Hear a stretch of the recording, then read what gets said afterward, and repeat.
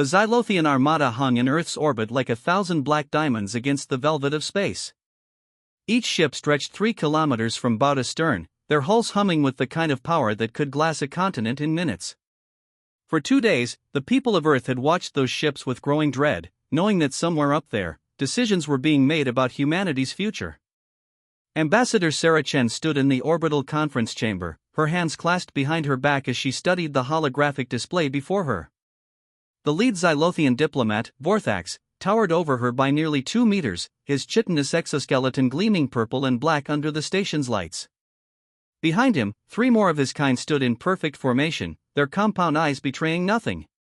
"You have received our terms," Vorthax said, his translator rendering his clicking speech into flat, emotionless English. 3 days to surrender all governing authority to the collective. 3 days to submit to our protection. This is more generosity than we have shown any species in 3,000 years. Sarah smiled, a small expression that didn't reach her eyes. "Protection," she repeated softly. "Is that what you call conquest?" "We call it survival," Vorthax replied. "The galaxy is not kind to fractured civilizations. Your people war among themselves. You poison your own world. You lack unity, discipline, order. We offer you a place in something greater. By threatening annihilation if we refuse. A demonstration of our commitment to galactic peace." Sarah walked closer to the viewing port, her reflection ghostly against the curve of Earth below. She could see the swirl of clouds over the Pacific, the green of continents, the white of polar ice. Somewhere down there, her wife and daughter were going about their day, probably worried, probably watching the news feeds. She thought about all the people who had trusted her to speak for them in this moment. "You've studied us," she said. "Your intelligence reports are thorough.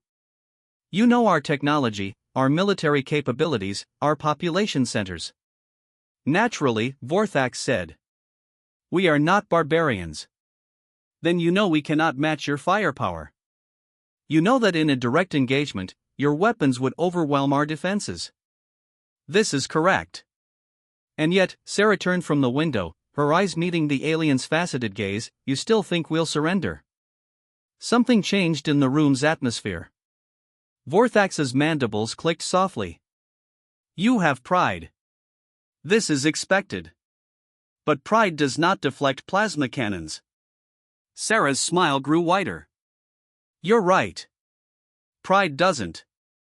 But you want to know what does deflect them?" Spite, she tapped her tablet, and the holographic display shifted. Images cascaded through the air between them.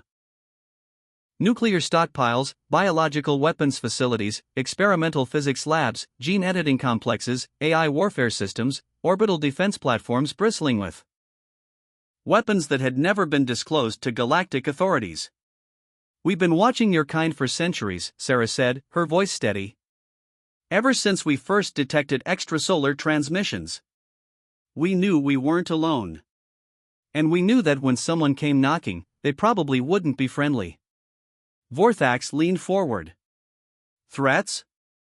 From a species barely capable of interplanetary travel?" "Not threats. Facts." Sarah enlarged one image, a sprawling underground complex in the Himalayas. Project Scorched Earth. If your ships fire on any population center, automated systems activate in 17 locations worldwide.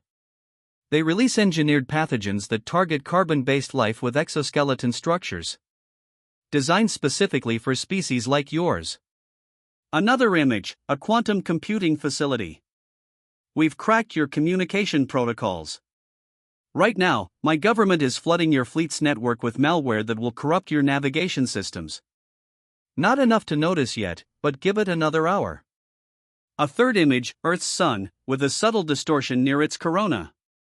And this? This is our insurance policy. 37 antimatter devices, each positioned at critical stellar coordinates. If Earth falls, our sun becomes unstable. The resulting nova reaches your nearest colonies in 6 weeks. Vorthax's exoskeleton seemed to darken. You would destroy yourselves? Your world? Your star system? This is madness. This is humanity, Sarah said coldly. You studied our wars, but you didn't understand them. We don't fight to win. We fight so the other side loses worse. We are a species that invented the concept of mutually assured destruction and lived with it for centuries. We are a people who, when faced with extinction, poisoned our own wells so invaders would find only death. She stepped closer to the towering alien. You gave us 3 days to surrender. But here's what you didn't understand: every human on that planet knows you're up here. Every government, every military, every civilian with a grudge and a garage has been preparing. If you fire on us, some of us will die. Maybe most of us. But we will make absolutely certain that you die with us. This is not a negotiation, Sarah interrupted. You thought you'd found easy prey. A divided species, primitive technology, no unity. But our division is our strength. You can't behead us because we have 1,000,000 heads. You can't break our will because we never agreed on one. And you absolutely cannot occupy us, because humans have spent 10,000 years perfecting the art of making occupiers regret their choices. The chamber fell silent except for the hum of life support systems.